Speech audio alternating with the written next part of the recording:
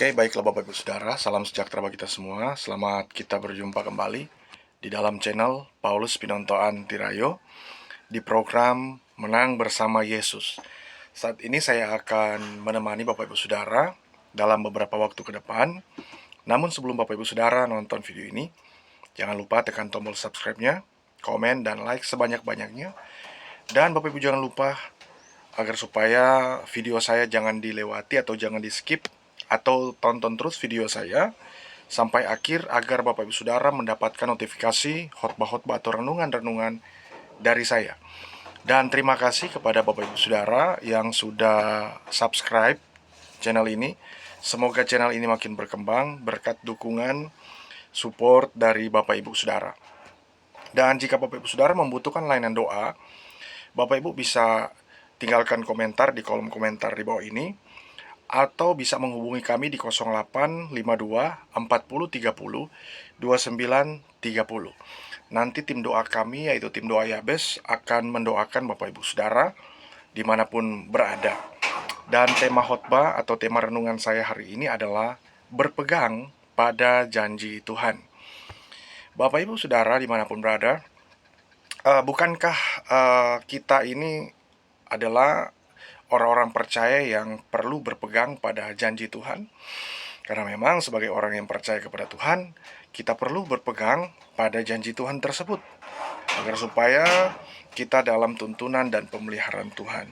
Dan mari kita membaca satu kebenaran firman Tuhan yang terdapat di dalam kitab Yosua pasal yang pertama ayat yang ke-9. Dalam kitab Yosua pasal yang pertama ayat yang ke-9, firman Tuhan berkata begini: "Bukankah telah kuperintahkan kepadamu, kuatkan dan teguhkanlah hatimu, janganlah kecut dan tawar hati, sebab Tuhan Allahmu menyertai engkau kemanapun engkau pergi."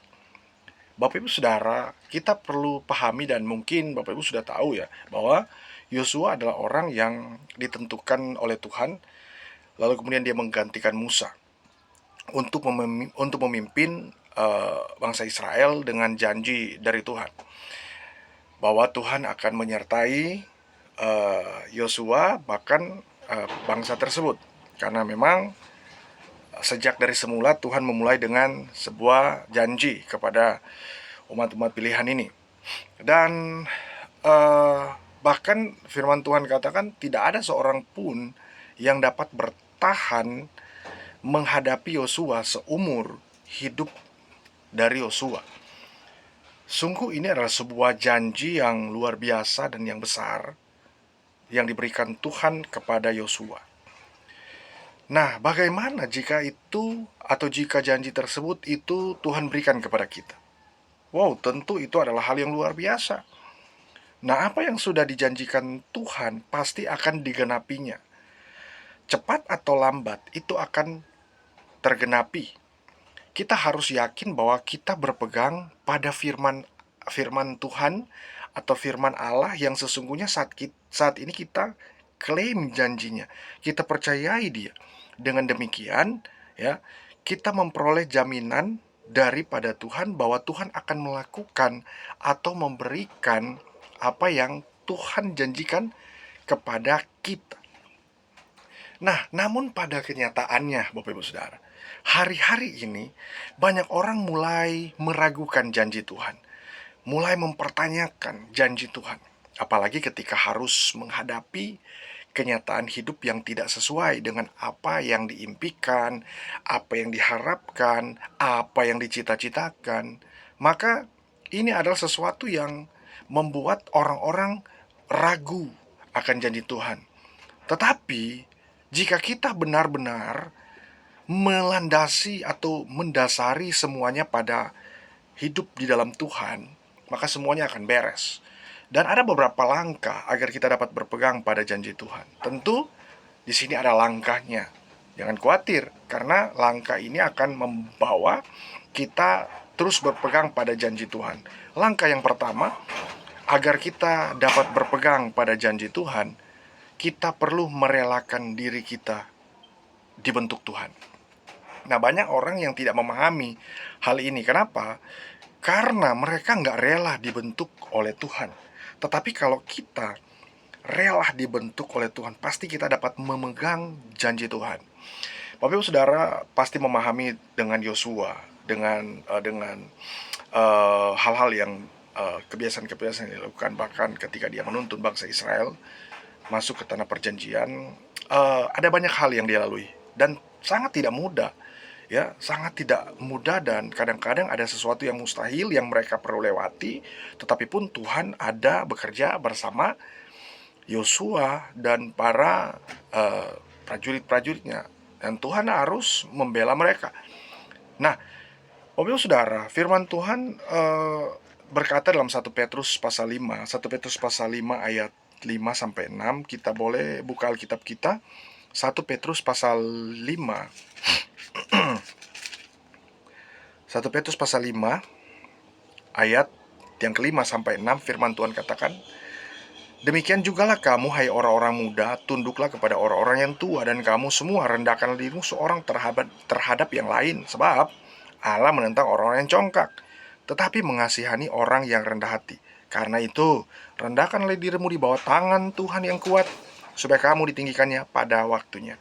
Nah, Bapak Ibu Saudara, ketika kita merelakan diri kita untuk dibentuk Tuhan, dan kita merendahkan diri, ya, itu kalau kita merelakan diri kita dibentuk, pasti indikasinya kita itu sedang merendahkan diri, dan Tuhan yang berdaulat, Tuhan yang mengatur semuanya.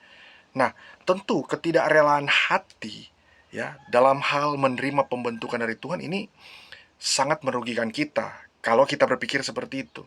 Tetapi, ya, itu adalah hal yang luar biasa yang membawa pada berkat-berkat dan perjanjian Tuhan. Nah, kadangkala kita tidak rela, ya, menerima pembentukan dari Tuhan. Misalnya seseorang melukai kita, lalu kemudian dia menjadi marah atau tidak mau mengampuni.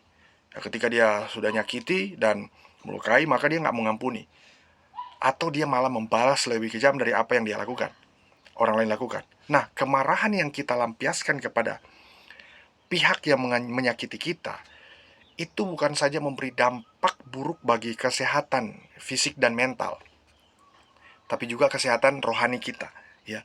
Kesehatan rohani kita, ya, kerohanian kita tak akan pernah, ya, tak akan pernah berkembang dan tidak akan pernah maju jika kita tidak menyingkirkan penghalang yang menghambatnya, lalu kemudian kita tidak pernah merendahkan diri. Nah, tentu kalau kita merendahkan diri, otomatis kita menyerahkannya semua kepada Tuhan. Maka Tuhan akan membela kita. Nah, itu langkah pertama, yaitu kita harus merendahkan atau merelakan diri dibentuk Tuhan. Kedua, kita perlu bersepakat dengan Tuhan walaupun menghadapi rintangan. Nah, Bapak Ibu tahu, ya, pasti ingat dengan kisah tentang Yonatan dan Daud, ya. Sebelum Yonatan dan bujang pembawa senjatanya menghampiri perkemahan musuh, Bapak Ibu Saudara, ya, ada satu hal yang penting yang mereka lakukan, ya, terlebih dahulu, yaitu mereka, ya, bukan hanya asal saja, ya, tetapi mereka memakai nama Tuhan, ya, tidak dengan sembarangan, ya.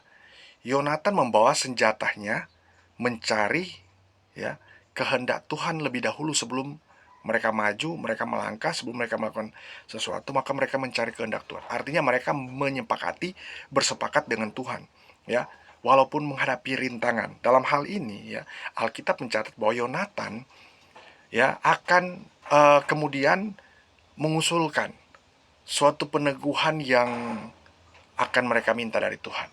Ya, kita bisa lihat di dalam kitab 1 Samuel pasal yang ke-14 ayat 8 sampai 10. Di situ mereka berdua itu saling sepakat, ya. 1 Samuel pasal 14. 1 Samuel pasal 14. Firman Tuhan berkata ayat 8 sampai 10 demikian, bahwa kata Yonatan, perhatikan, kita menyeberang ke dekat orang-orang itu dan memperlihatkan diri kepada mereka. Apabila kata mereka kepada kita begini, berhentilah sampai kami datang padamu, maka kita tinggal berdiri di tempat kita dan tidak naik mendapatkan mereka. Nah, ini adalah kesepakatan, ya, antara kedua orang ini, ya. Ketika perikop Lembaga Alkitab Indonesia memberikan judul kepahlawanan Yonatan.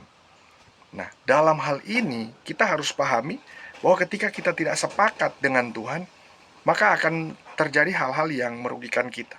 Nah, tetapi kalau kita sepakat dengan Tuhan, ya kita tahu bahwa Yonatan itu sangat punya best friend, yaitu Daud. Ketika ketika dia sepakat ya dengan Daud, bahkan ketika dia bersepakat dengan Tuhan, maka sesuatu terjadi, kemenangan terjadi. Dalam persekutuan tubuh Kristus pun demikian. Kita juga harus sepakat ya dengan yang lain ya atas dasar kebenaran firman Tuhan. Nah, langkah ketiga, kita memposisikan diri sebagai hamba.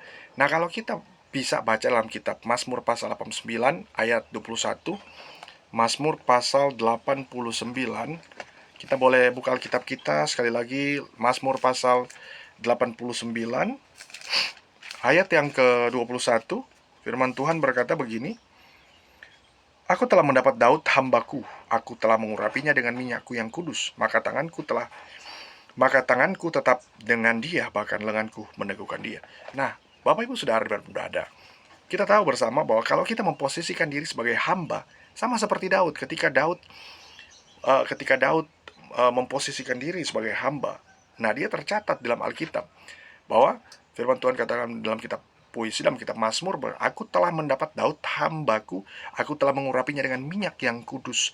Jadi ini adalah suatu apresiasi dari Tuhan bahwa kadang-kadang kan ketika kita menjadi hamba, kita merasa hamba itu adalah pekerjaan yang paling hina gitu, yang paling nggak berharga dan sebagainya. Padahal hamba itu ya, menjadi hamba itu adalah hal yang luar biasa, adalah hal yang mulia di mata Tuhan. Mungkin di mata manusia itu nggak berguna, mungkin di mata manusia itu tidak bernilai, tetapi di mata Tuhan itu sangat bernilai. Sehingga ketika Alkitab berkata, aku telah mendapat Daud hambaku, aku telah mengurapinya dengan minyak yang kudus.